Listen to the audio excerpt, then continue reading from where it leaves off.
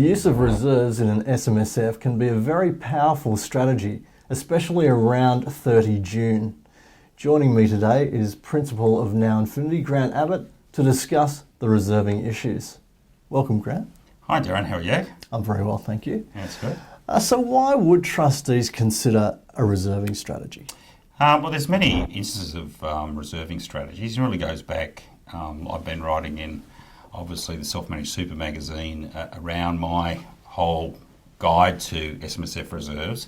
It goes back about 40 years ago, and particularly the use of investment reserves to smooth from one year to another, which has worked extremely effectively for the industry-based funds over a period of time since the GFC to have consistent returns versus the retail funds which have gone up and down. So inside a SMSF, there seems to be a lot of mystique around it, and I definitely know at Now Infinity we've got rid of a lot of that mystique, which I'll show on the SMSF Strategies Day how to create it very easily. But the most basic one that I remember talking about maybe even 15, 16 years ago that is still very in vogue today is the use of a contributions reserve, where it was sort of knocked out in 2004, but it's really come back in vogue with the excess concessional contributions, and in particular excess non-concessional, where we can make a contribution in June of this year, which is absolutely crucial for everyone to do, and then have that carried over, although it'll be accessible to the fund, deductible to the individual or the company if it's excess or if it's concessional, but carry that over for testing in the next year when it gets allocated in July, which is required under SysReg 7.08. But that's the basic. But then there's a whole lot of other ones, anti-detriment, pension reserves, which I'm a really big fan of as well. You just mentioned a few there. Is there any limit to the number of reserves that SMSF trustees can employ? You can have as many as you want. One of my favourites, which is very rarely employed, is a funeral reserve. One of the major problems with the legislation is generally when someone passes away, you're required to pay out benefits as a lump sum. And usually you can do an interim lump sum, but or a pension, but you've got to pay out your benefits once and for all.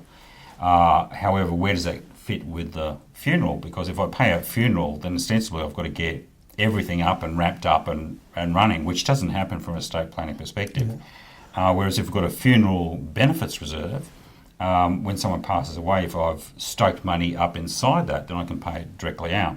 That also has another benefit in that the funeral benefits reserve also acts as an anti-detriment reserve as well. So this coagulating of reserves is really important.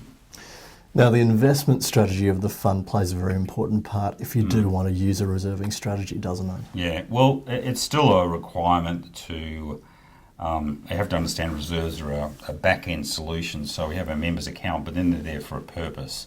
I've talked about anti-detriment, I've talked about investment smoothing, so on and so forth. So the investment strategy there has to have it's a risk management strategy, so that you can be quite aggressive with your investment strategy, knowing that perhaps we've been more conservative with our investment reserves to top things up. This becomes particularly the case when you're looking at pension reserves, in that where we have a pension reserve solely for the purpose of paying a current pension, we could have quite an aggressive strategy sitting in that pension reserve. Then what will happen is, even if our benefits go down, we can still pay out an amount up to whatever we want to do, but we can replenish monies from our pension reserve into that member's account to cover any pay up, so replenishment virtually. And the beauty about that is most allocations from reserves, the concessional contributions, that is one that's particularly exempted there. So again, a really good, strong strategy. Now, when looking at using reserves, are there any tips and traps that trustees need to look out for? Well, I think there's a certain mystique around it, because most people don't understand that it sits more on the balance sheet side. They're too used to, particularly financial planners and accountants, for a long part with their software. I certainly know that class has certainly gone a long way around helping with reserves, and in that regard, we have a tendency to think that once you're in super, you've got a certain balance and that's all you've got.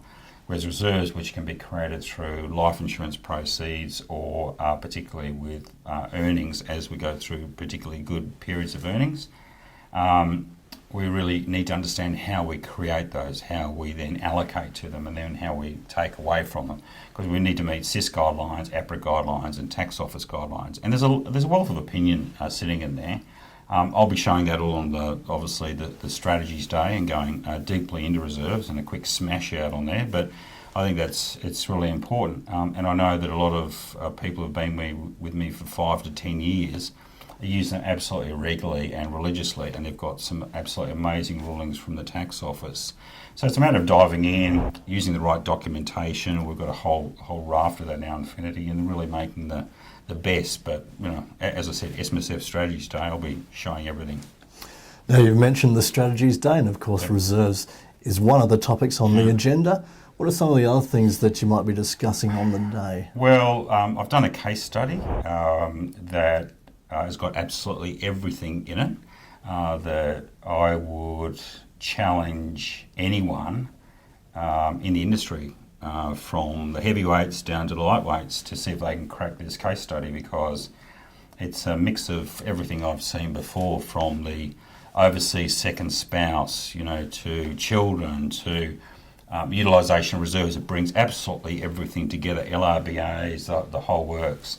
And it's going to be a challenge for everyone, because we're going to start with that. And then what we'll do is I'll challenge everyone to get their heads around that. And look, I'm precursing that through our webinar, which is one of our bonuses before the strategy day. But then what we'll do is we'll start to work our way through each area of that. Look at the concessional contributions or the non-concessional contributions impact of that, how reserves fit in, how investment strategies fit into these strategies themselves, the estate planning side. We're going to be looking at also, in the context, obviously, the accountant's exemption, where an accountant can give advice around that before and also after, and where they never be able to touch that. So that I said to Amy, like this, one case study that I'll do, and I used to do this like 15 years ago, one case study would last me 10 to 15 years.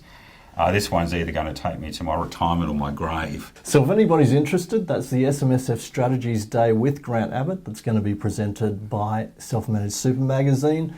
It's going to be hosted in every capital city starting on the 13th of July and going until the 24th.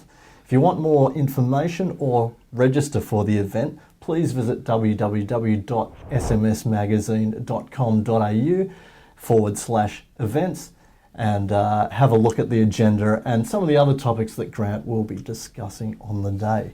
Other than that, thank you very much for your time, Grant. Thanks, John. It's great. And we look forward to the event.